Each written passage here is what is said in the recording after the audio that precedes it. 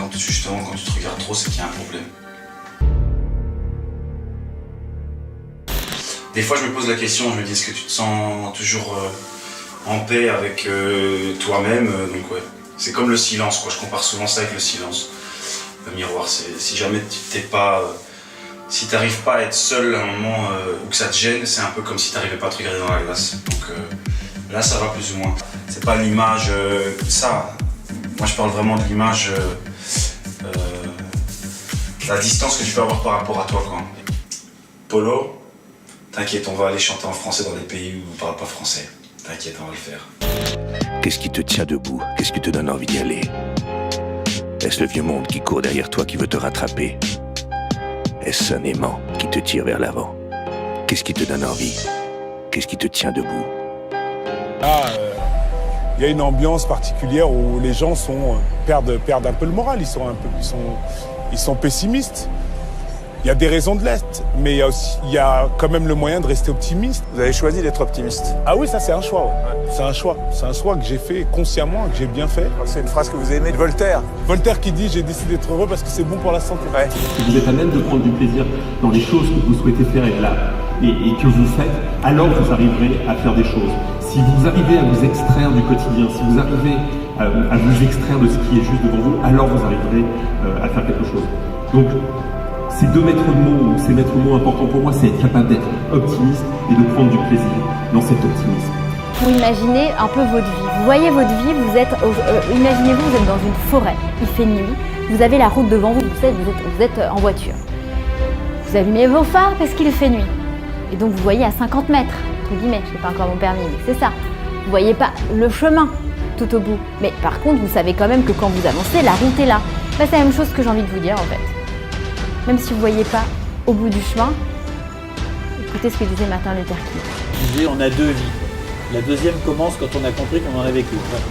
Alors moi j'ai compris ça très tôt et je me suis toujours dit qu'il fallait que j'en profite. Et en plus les vieux, ma grand-mère, tous les vieux te disent toujours profitez-en pendant que vous êtes jeune. Ben, j'ai fait ça. Parce que si tu mets toutes les chances de ton côté, tu as de bonnes chances d'y arriver. Et surtout, si tu n'y arrives pas, tu vas quand même, premièrement, tu n'auras pas de regrets, parce que tu as vraiment essayé, et ça c'est capital. D'aller jusqu'au bout de ses envies. Exactement, et deuxièmement, tu vas obtenir quelque chose, c'est sûr. Forcément. Pas ça, si tu n'y es pas arrivé, et tu vas obtenir autre chose. Tu vas te faire remarquer par ta combativité, par ta volonté, par ton enthousiasme, par tout ce que tu veux. Et moi je dis, il faut y aller, il faut y aller.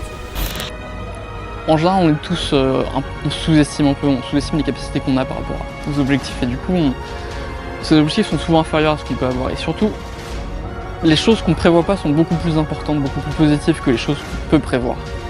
Et quand tu as un plan trop défini, ou même quand tu as un plan tout court, tu rates forcément énormément de choses. Un objectif, c'est forcément un filtre, tu vois. Et tout d'un coup, quand tu as un objectif clair, ben, toutes les rencontres que tu fais, toutes les opportunités que tu as, ben, tu y penses par rapport à ton objectif, mais ça se trouve, il y a un truc tellement plus grand, tellement plus fort, que tu pourrais toucher si c'est juste t'avancer au hasard n'importe où tous les jours et que tu laissais le hasard faire les choses et que tu faisais juste ce que tu avais envie de faire, parce que quand tu fais ce que tu as envie de faire, t'es sûr de le faire avec passion et les gens le sentent que c'est sincère. Comme t'as pas d'objectif, il n'y a pas de fin en fait. Et c'est pour ça souvent qu'on a besoin d'un objectif, c'est pour donner un sens à tout ça, savoir où ça va finir, quand est-ce qu'on va s'arrêter, quand est-ce qu'on va passer à autre chose. Et dans la réalité, dans la vraie vie, il n'y a pas de fin. Dans la vraie vie, ça s'arrête jamais. On leur apprend plus l'aventure. Enfin, entre un risque et une certitude, je trouve qu'ils optent beaucoup pour une certitude. Et ils ont tout de même des rêves, c'est certain, c'est obligatoire. Un gars de 25 ans sans rêve, ça n'existe pas. Alors qu'est-ce qu'ils en font? Ils doivent être bien malheureux, ils doivent le broyer quelque part, ils doivent l'étouffer, ils doivent le mettre au fond d'un coffre-fort avec de l'argent devant, ou je ne sais pas moi. Et juste arrêtons. Là, j'étais presque épuisé tout à l'heure de voir tous les messages que j'ai reçus de moi j'ai pas ça, moi j'ai pas ça, moi j'ai pas ça, moi j'ai pas ça.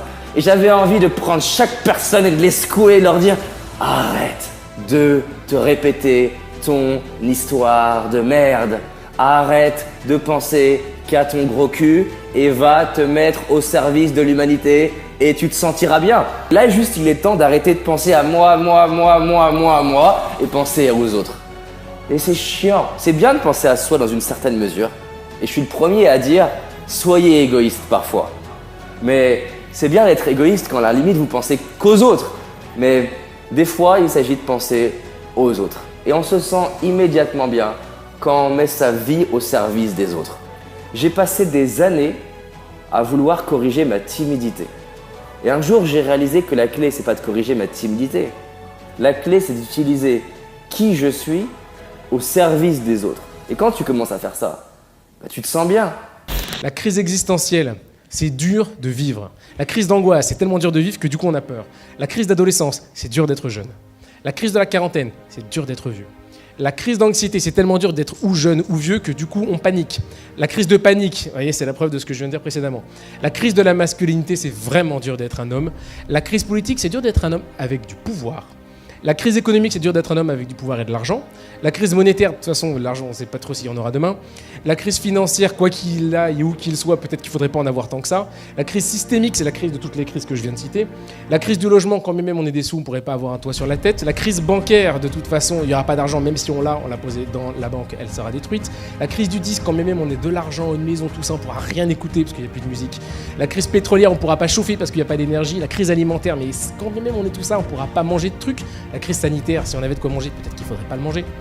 La crise de natalité, il faut faire plus d'enfants. La crise d'extinction, il faut faire moins d'enfants. La crise de l'énergie, on ne peut pas se chauffer. La crise écologique, la crise climatique, ça va nous tomber dessus. Et la crise messinienne, personne ne nous viendra nous sauver. Ça veut dire qu'en fait, on aime la crise. Ça veut dire qu'on habite la crise.